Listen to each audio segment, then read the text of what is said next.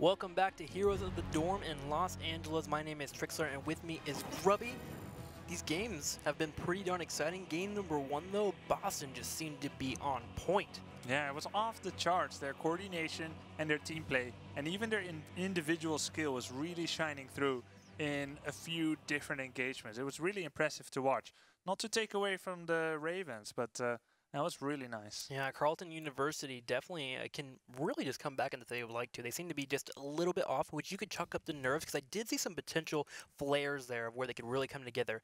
I'd like for them to take a breather, get ready for game number 2, and then move in with a little bit more courage. You know what? We've got this game. We can take it. We can go to game number 3 and take the series and go to the Epic 8. And I believe in them, man. You got this. Yeah, at this point, their true grit will have to shine through as not only is their own resilience being tested, how to come back from a defeat, but this is a team game. There's lots of different ways that you can communicate with your teammates. You can say, all right, let's not mess this up next time. And that would be maybe a form of negative feedback to the teammates, which is sure to lead to a similar situation when you focus on that. You can also say like, well, we always knew we were gonna maybe like not have our favorite battleground in Cursed Hollow, that first one, but we are especially strong when we're on the fence, when we are being driven back like a cornered badger. We will strike back and we will take it back from them. And everything is still open, and it's that kind of mentality that could have them lead this game back into maybe a draw, maybe even a victory. Well, let's see if we get some Honey Badger tactics from Carleton University. We're going to be going to the battleground Dragonshire, so let's check it out.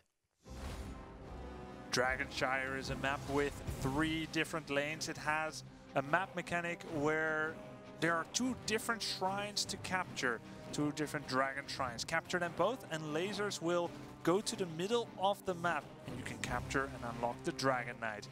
Controlling these shrines is of paramount importance, and you will need to divide your forces smartly to try and capture that Dragon Knight. Devastate your enemy with it, as it is especially powerful to destroy buildings. And having the Dragon Knight on your side will lead to a massive advantage, perhaps even enough to take down the enemy core. Maybe even so. You gotta watch out for that fire breath, man. It certainly is deadly. So we'll be going into the draft pretty soon here, as Carleton University will be taking on Boston College. Who do you think Boston College is gonna go for? That Tyrael pick was a little bit on the different side, but maybe something again that they might want to grab. They had the double warrior tactics before. Now on this map, on this battleground, one thing that is very special about it is that you continually need to split up your forces. So I'm looking to see a lot of characters here being chosen, a lot of heroes that are self-sufficient. If there's any hero that is only really powerful when he helps another, he may have trouble independently trying to capture that shrine. Sylvana's definitely an independent character there, a strong pick, definitely a popular one. And that's the one that Boston Eagles is going to start with. The Carleton Ravens are going to follow up here into Big Yeller picking Malfurion. Interesting choice. Remember, the Boston Eagles had that in game number 1. Typically, he's not a first pick type of hero, but perhaps they think, you know what, if we take away Malfurion from them, they won't have the solid heals that we saw in the last game, and maybe we can have them for ourselves. Into a second hero, Jaina here for Fitzy. Yeah, Jaina, just a really strong damage dealer. She's definitely independent. She can go one-on-one with the best of them. And when she is in a combat, she's absolutely lethal from the backlines, casting her Frostbolts, Blizzards, and Cone of Cold. Well, Semi-Q will follow up into ETC, a strong warrior for the Boston Eagles, as they'll be able to get those engagements as well as have the coordinated engagements we saw last time. Fabs will be picking up Rhaegar, which is a different hero for the Boston Eagles, but not a bad pickup in any way, shape, or form. Something to keep in mind maybe if the Carleton Ravens are able to bring this back from being 0-1 behind to a 1-1 is that they now see that Semi-Q has been on ETC twice already. Maybe they want to choose that hero away from the enemy if they can take it to the rubber match. For now, they will have to focus on what heroes are they going to be choosing now. And they will go with Tassadar on Wolfgar once again. Same one as he was playing last game. Wolfgar grabbing Tassadar. We'll see if they'll deal with Semi-Q in game number 3 if they can make it there, as Cadaverific will be picking up Diablo. So they now have some solid engage as well as a nice route here from Big Yeller. So a little bit of a synergy here between our heroes overall. I do think they need to grab a little bit more damage overall. That would be really helpful. Tassadar is kind of helpful in some situations, but looking over to Boston Eagles, we're going to see Mate picking up Tyrael and potentially a 5th hero. Yeah, Tyrael there once again on Mate, and Falstad now on Apollo. Falstad is very useful on Dragonshire because you imagine you'll be splitting your attention trying to capture the top and the bottom lane, and maybe you're kind of in a draw situation. Falstad, he's flying a Griffin Rider. He can fly across half the map and suddenly add his power to another shrine, tipping it in their advantage. And we've seen in the past that he has a really strong burst with his Hinterland Blast. And against a hero like Malfurion, who can sustain heal through a lot of situations, if you can burst him down or one of his allies, he can't heal them, obviously. So having Falstad is a great pickup here for the Boston Eagles. And Carleton Ravens will finish up with a Illidan pick, as they seem to be enjoying playing that hero. Yeah. Well, the pieces have been said. I like what you were saying there about Malfurion. He is a healer. As we go into this game, I'll explain a little bit more later about that. But there are different types of healing and damage. I'd love to dig into that after we do these intros. Totally agree. On the far left, the Boston Eagles will be playing Apollo on Falstad, Semi-Q on ETC, Fabs on Rhaegar, Mate on Tyrael, and King Plato with the Dance will be playing Sylvanas. On the far right, the Carleton Ravens, Cadaverific will be playing Diablo, Big Yeller on Malfurion, Patootie on Illidan, once again, Fitzy going to be playing on, gosh, Jaina. That's Jaina. Gosh, this game was a little bit different for me. And then, of course, Wolfgar will be playing here as well. Yeah, it's just, it's interesting the point you brought up. You've got healers who, they're kind of like marathon runners. They can go for a long time, dish out a lot of healing over a long period of time. Then you've got the sprinters. That's kind of like the Rhaegar player on the opponent team, on the Boston Eagles. He's more like a sprinter. He has a very quick and rapid dispersal of healing, but he may not be able to keep it up for as long as Malfurion. So to counter a slow healer like Big Yeller on the Malfurion, you want high bursty damage, which happens very rapidly and it's difficult to react to. And that is why, as you said, that Falstad is such an intelligent choice there with that burst damage. It's a great way to put it, Grubby. And as we jump into the game, we'll see how our players will actually deal with those situations that do get put in front of them. But right now, Fitzy, Big Yeller, and Patootie are currently in the bottom lane. Again, normally on this battleground, you will see 3 heroes in the bottom. This is a huge contested area. They'll fight back and forth at the shrine, while normally in the top lane, you'll have a one-on-one.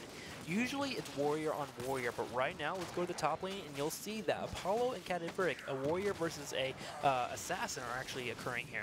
And a signature move there from Cadaverific. If you come too close, I'm going to flip you over with the overpower, and then I'm going to shadow charge push you into my own towers. And that's half of the life of Apollo, which is slowly starting to regenerate, but that is definitely a nice move there to keep in mind. And already the Boston Eagles are looking great as they have the top shrine and the bottom shrine. Let's go look in the middle lane and see if Tyrael could potentially even grab this temple or this Dragon Knight from his opponent. It looks like it not. Looks not.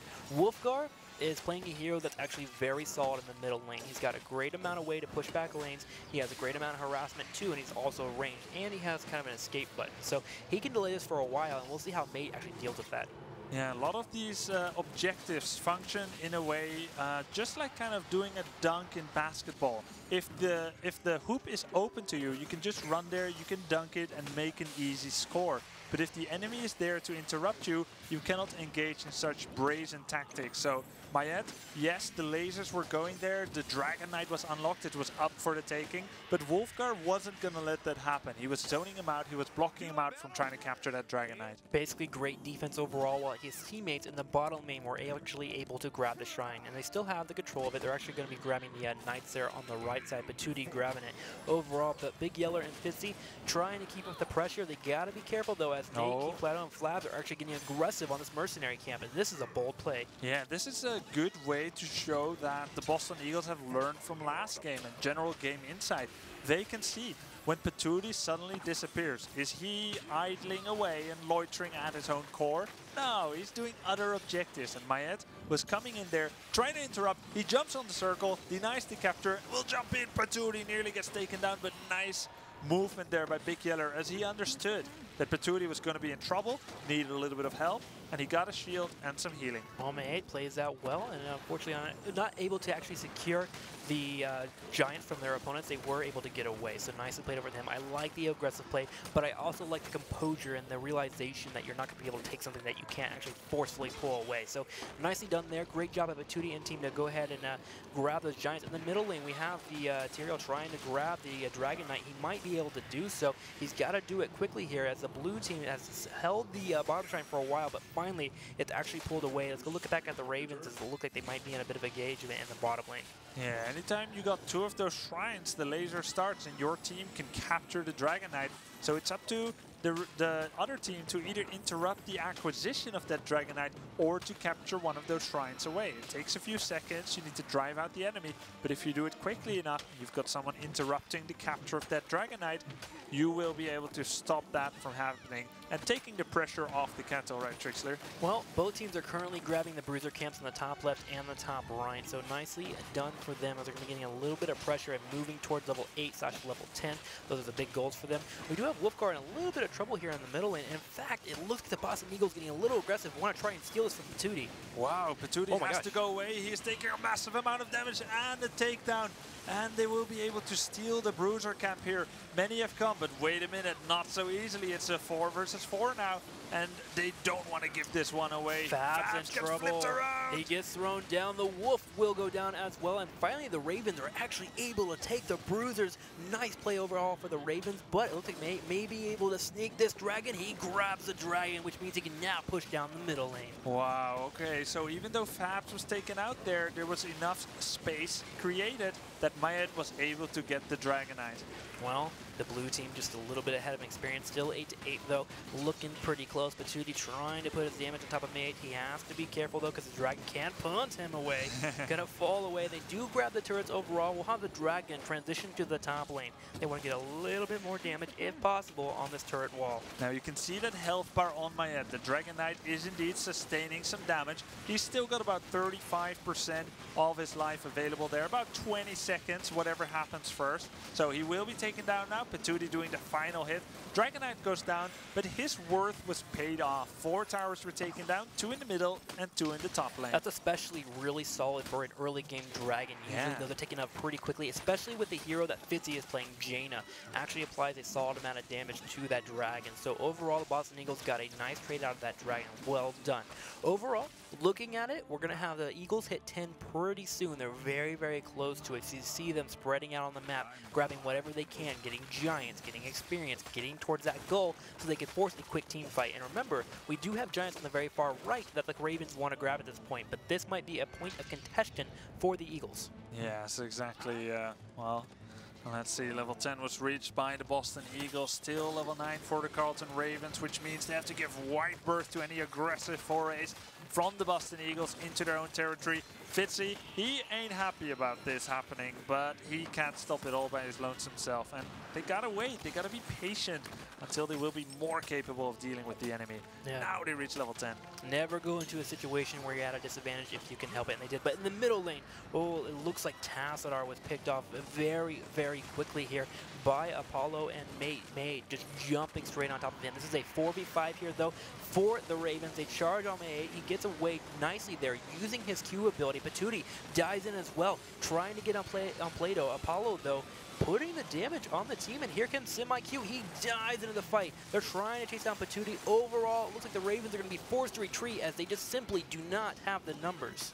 Yeah, but I'm impressed by the courage here of the Carleton Ravens. They knowingly went into this in a 4 versus 5 situation. Sure, it was a 4v4 for a bit, but they knew that anytime the ETC on Semi-Q could be jumping in there. But what happened is no takedowns on either side. A lot of the heroic abilities were used for both teams, but as it stands right now, 1 heroic is up for Boston Eagles.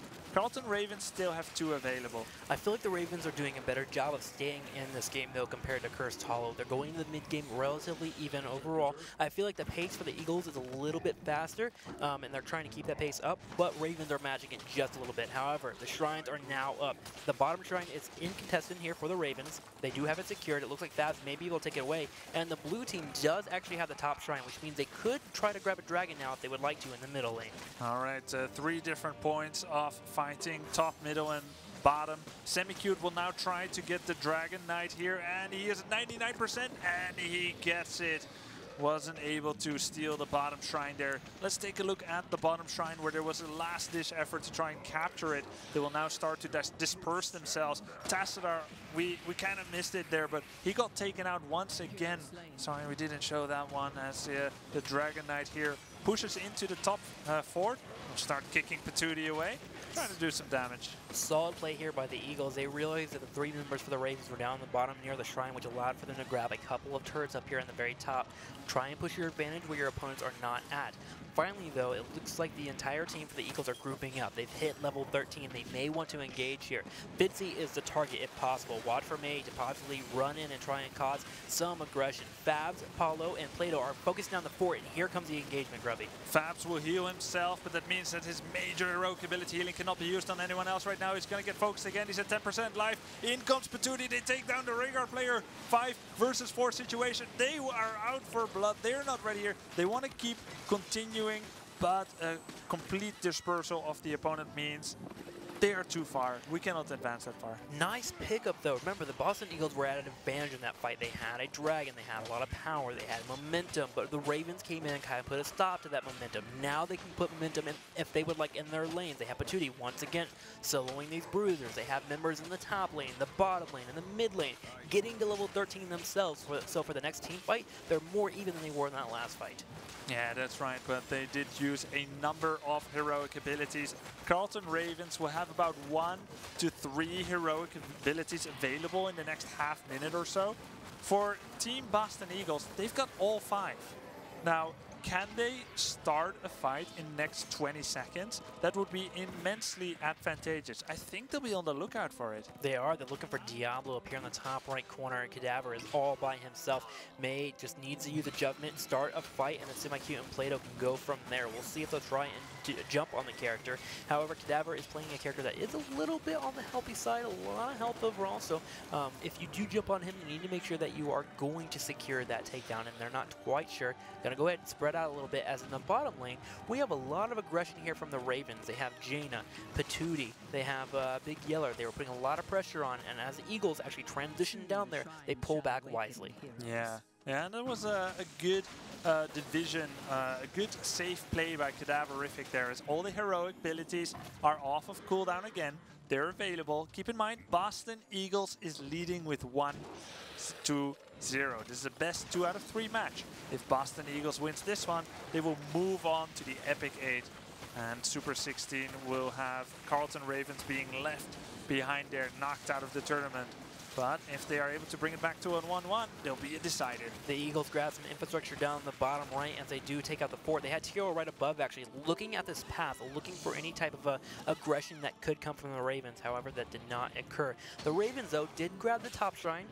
They have that underneath their listing, but the bottom shrine has been picked up by the Eagles, and we already have ETC potentially grabbing the shrine at the 12 o'clock position. Oh, Apollo, no. though, gets aggression. You got to be careful, man. Patootie charging forward. Was that a bait? May comes in from behind. He jumps on Fitzy, and this is a weird team fight, but Apollo does get the damage off. Wow. Knife heal as well, and oh my gosh, Boston could turn this around. Yeah, Apollo got saved there. That was the use of Ancestral Healing. Oh, and Jaina goes down on the side of the Carleton Ravens. It's a 5 versus 4 situation. Patootie gets out with the skin of his teeth. You gotta wonder if that was a bait there or a mistake from the Eagles. I think that was a mistake, man. It looked like a mistake, but they turned it into a situation where they're able to get a takedown on Fitzy. So they secure 1 takedown, just barely. It was close, but that could have been game-ending, or at least put the Ravens in a situation where they've been pretty far ahead. Yeah. Whew, my heart.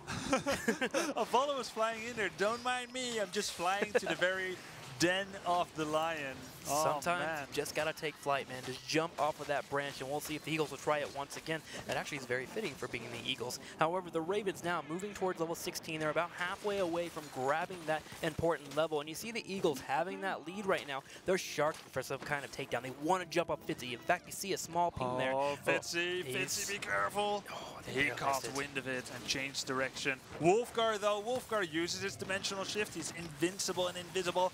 And he has now to save her territory, and they're trying to defend themselves. Fitzy gets the judgment from Tyrael. He barely survives. Patootie is taking the punishment now, and he will go down. A wonderful move there by the Boston Eagles. That seems to be about the extent of what they can make happen here, as the gate is a defensive structure. They cannot penetrate it until they destroy it.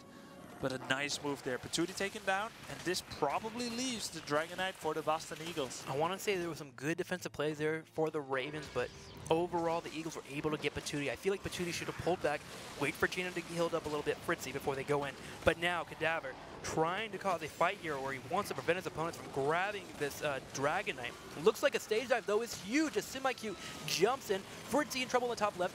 Big Yeller goes down, taken away from the fight. 3 members immediately dispatched up. 4 now as the blue team, Boston Eagles, grab a huge win there. And Trixer, why did this happen? Where was Patootie? Where was Illidan? They tried to stop the Dragon Knight. He was taken down, man. He wasn't there for the fight. Unfortunately, Patootie, now available, is in the bottom lane, forced to defend. But Cadaver has just spawned. He's the only one in the middle. They have to wait for all their teammates, and that means they have to wait a total of 15 to 20 seconds before they attempt to engage. Yeah, it's that moment where teams are too uncomfortable about being uncomfortable. They need to be comfortable with being uncomfortable. In that situation, they had a 4 versus 5. They tried to interrupt and stop it, but you can't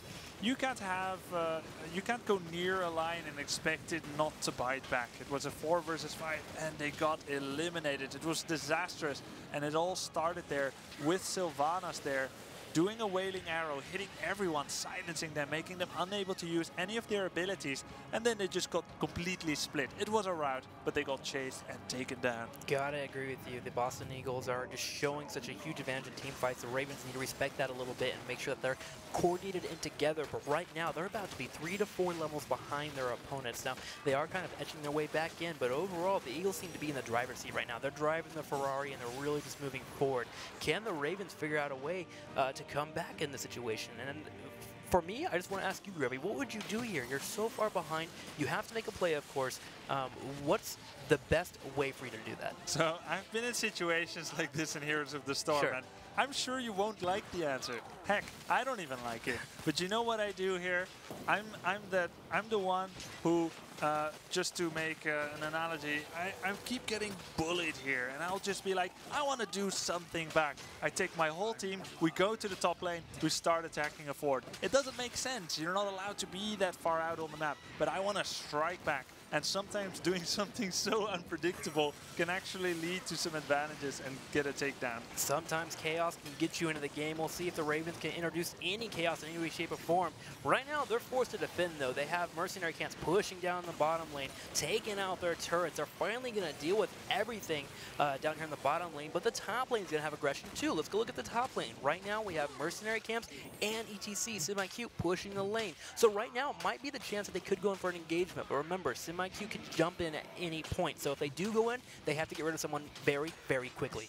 Yeah, but he's just waiting there to use his heroic ability if he sees that a fight is breaking out. Dragons will be able to be unlocked very, very soon from now, and this would be a solid way to clinch the victory for Boston Eagles to secure the game. Now, they could try to set some kind of traps here, or they could wait for the Dragon Knight. They've got lots of options here, and the amount of options that are valid for Carleton Ravens are rapidly dwindling, Trixter. Gotta agree with you here, and you know, at this point, you gotta deny the Dragon, but the thing is can they even do that? And I don't think they can. The correct choice, or one of the choices that they have here, is let your opponents get the Dragon, push out all the lanes if possible, and then when the Dragon is secured, you force a team fight. In fact, the Boston Eagles might be at a small disadvantage because the Dragon's big and lumbering. If you can fight around it and not take any hits, you might be able to get into a 5v4, get a pick off, and go from there. But they have to be brave, they have to be bold for it to happen.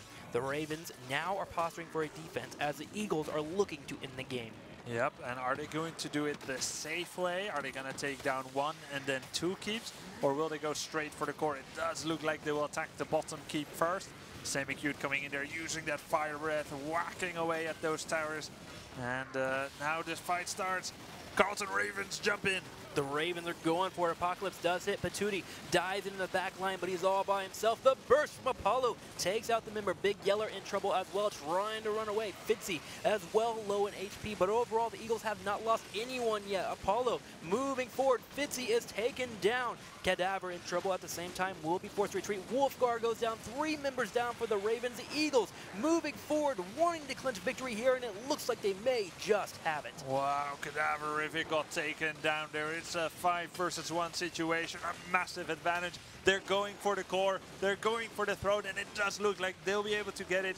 Down goes the core, and a victory to Boston Eagles for Boston College. That's a 2-0, Trixler. The Eagles soaring above the competition right now, moving 2-0 into the Epic 8 next Saturday live on ESPN3. But fantastic job for them. They really were just a clean-cut team overall. I feel like the red team had moments where they could have just really made some stuff happen, but overall, Boston College was like, nope, that's not happening, dude. They played really well. Yeah, their level, simply speaking, was just a little bit too high for the Carleton Ravens. Again, the Carleton Ravens, they played well. They're among some of the best colleges here. Top 16, the Super 16. But in this case, they're biting the dust. And that's the nature of competition. One winner, one loser, and they got knocked out. Well, the Boston Eagles just playing completely clean here. They had a couple of amazing moments in the last game. In fact, we have a quick replay to show you just how on point they were. Even when they were at a disadvantage and they had a dragon actually being almost picked up. You see May actually in trouble, but they believed in their teammates. Look at the stage dive here from Semi-Cute. It hits 4 members. Apollo comes in the top right corner, deals with the member immediately. 3 members of Carleton Ravens are done. And remember, this all came down because Illidan at that point was not available for the fight. Yep, wonderful wailing arrow and stage dive, and it gave them the Dragonite, which gave them a keep, which in the end led to their final winning moment. Well done by Boston. Can't wait to see them in next week. We still have another match available for you guys coming pretty darn soon. But overall, man, I feel like that was one of the hype matches of the day, man. It was so close, so back and forth. I can't wait to see Boston against, say, a team Arizona State's made it into the Epic 8, because Arizona State seemed to be on point just like them. And that will be next week on ESPN3 in the Epic 8. I can't wait for that one too. It's going to be fantastic. Well, our next match will be the University of Washington versus UC Irvine. Gonna be a close one, a home state for us at Blizzard, so we'll see how that will be going. But let's go ahead and run to a quick commercial break. We'll be bringing that best of 3 series to you right afterwards.